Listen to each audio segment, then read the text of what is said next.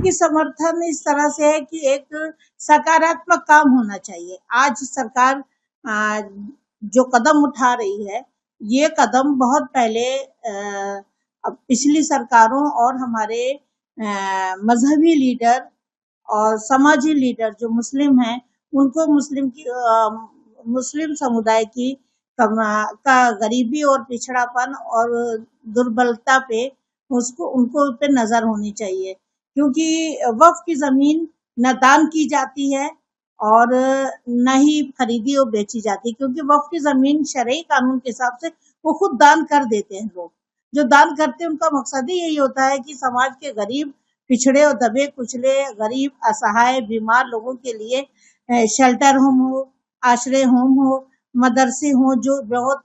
अच्छे और एडवांस हो, कि एक इमाम मस्जिद मदरसे का या मस्जिद का एक इमाम भी हो तो वो एक IAS ऑफिसर हो, जज हो, अधिकारी हो, समाजी लीडर हो, राजनीति लीडर हो। हमें इमाम की जरूरत है, मुस्लिम कम्युनिटी में इमाम की भी जरूरत है और डॉक्टर और जज की भी जरूरत है। और महिलाओं के अधिकार, जब वो उनके माँ बाप नहीं रहते, उनको तलाक दे दिया जाता है, तो वो कहाँ छत जाए, किसके छत पे जाए? क्या भाई के परिवार के पास जाकर के बैठ जाए, भाई अपने परिवार को पाले कि तलाकशुदा बहन का जीवन गुजारा करे? तो इसलिए वक्फ की जमीन का यही मकसद है कि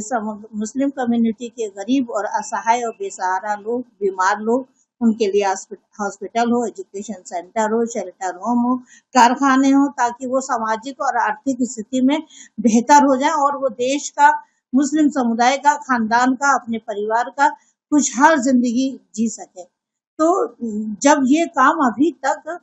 वक्फ की जमीनों के साथ में नहीं हो पा रहा था, और समाज में ऐसा नहीं कि 100% नहीं हो रहा था, समाज में कुछ लोग वक्फ की जमीनों पे अच्छा इस्तेमाल कर रहे हैं, एजुकेशन सेंटर खुल रहे हैं, मदरसे खुल रहे हैं, लेकिन वो जितना काम वक्फ के विभाग को करना चाहिए वो ईमानदारी से वक्फ विभाग ने नहीं किया। जमीनों की लूटमार होती रही, सही मकसद पूरा नहीं हुआ। तो हम सरकार से उम्मीद करते हैं और गुजारिश करते हैं कि आप ये अधिनियम लाए हैं संशोधन करके, तो इसमें ईमानदारी से, पारदर्शिता से